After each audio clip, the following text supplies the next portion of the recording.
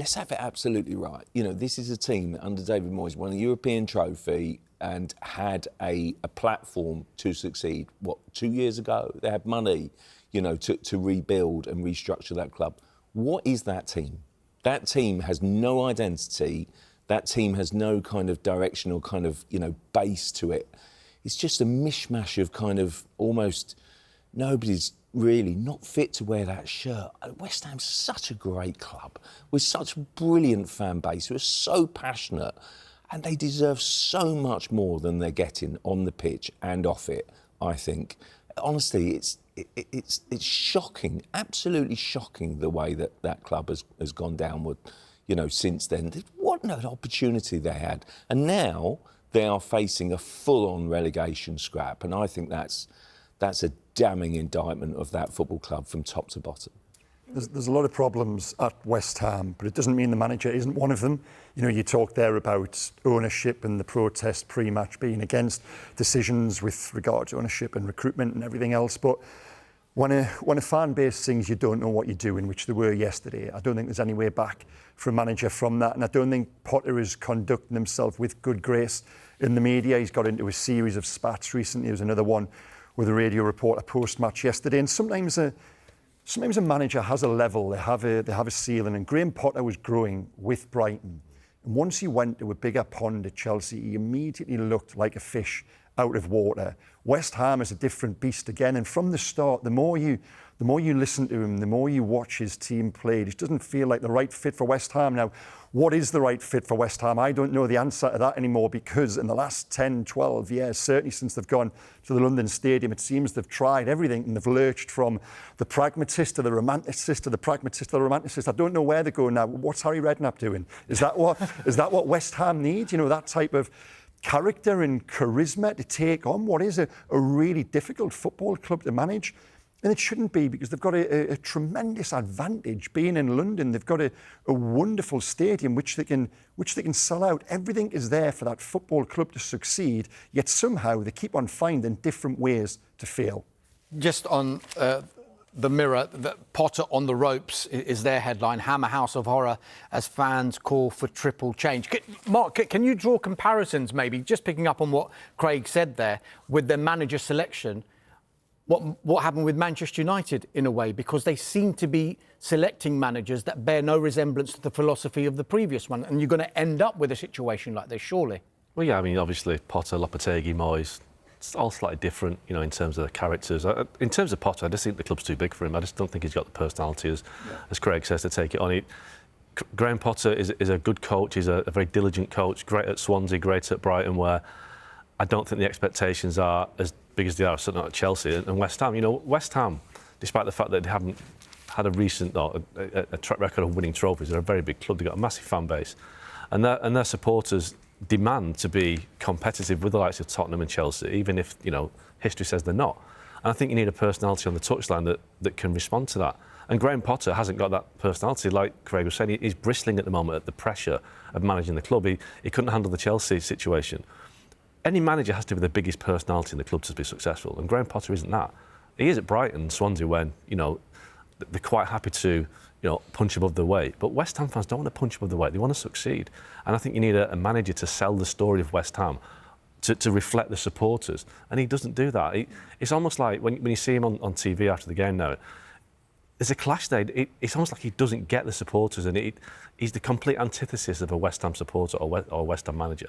And, you know, I think Harry Redknapp, we can rule him out, I think, just about. But they do need a coach or a manager with the personality to engage with the fans and to be the guy that kind of, the rebel rouser, because that's what West Ham fans want. They want somebody with passion that will fight their corner. And Graham Potter looks like that's the last thing he wants to do. He just wants to be left to focus on his football. But he can't just do that at West Ham. Craig, a personality to engage with the fans, says Mark.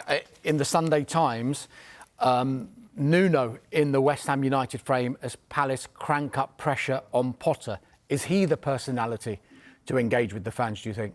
No, I don't. And I'm conscious now. You know, 2 parts in. We've chased Ruben Amorim. Now we're going after Graham Potter. Who's part 3?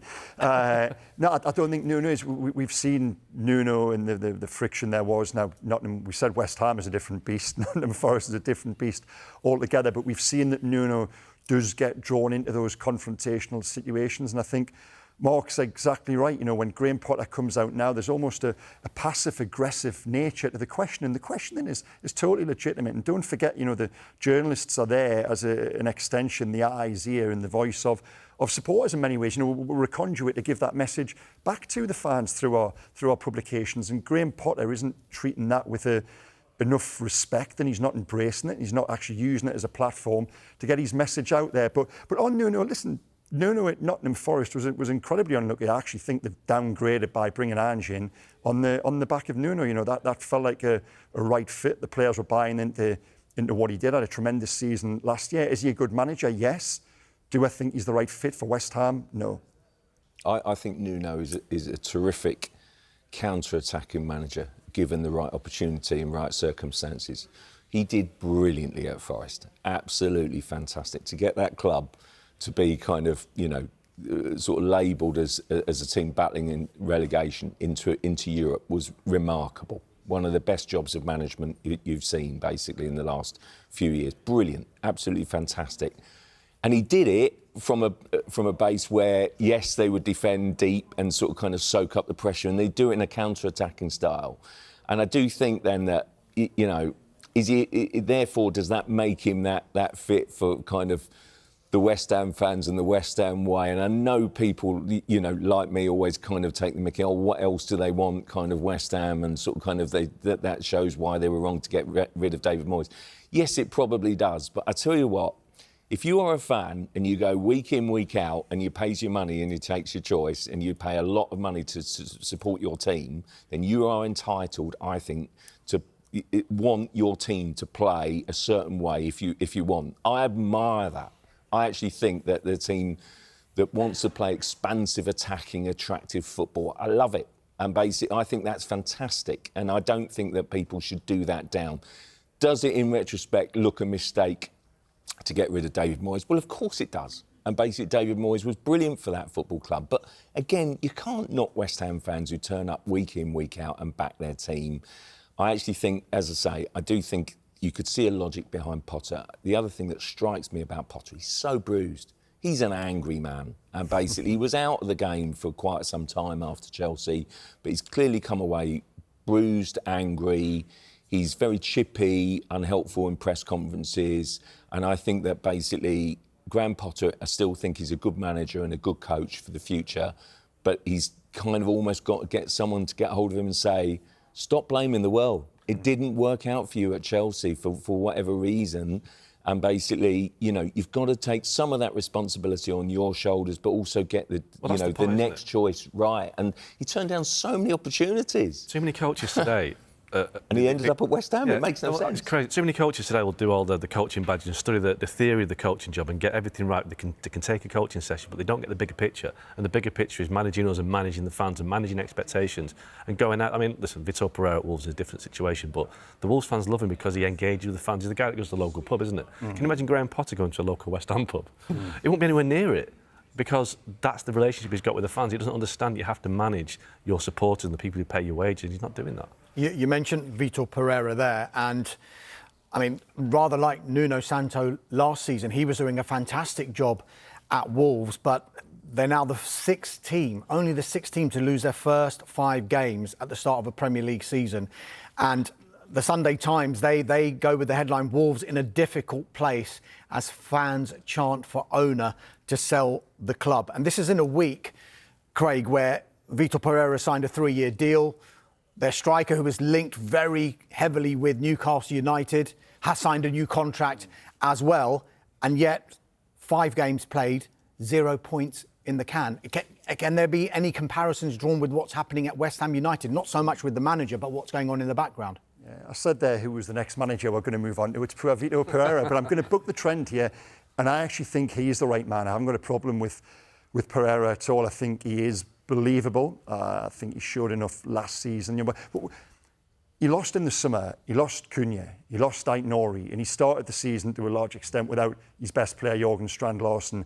I think they do have good players. I saw them play at Newcastle a couple of weeks ago, and they were good for the first 15, 20 minutes. They were fantastic. There could have been 1 or 2 up. And once that didn't happen, it was almost like the confidence drained from them. And I know a couple of guys close to Wolves, and they said it is a confidence thing. They actually do have good players. They've got Hwang, they've got Strand Larson coming back. The boy on the wing, Rodrigo Gomez, was tremendous up at St James's Park.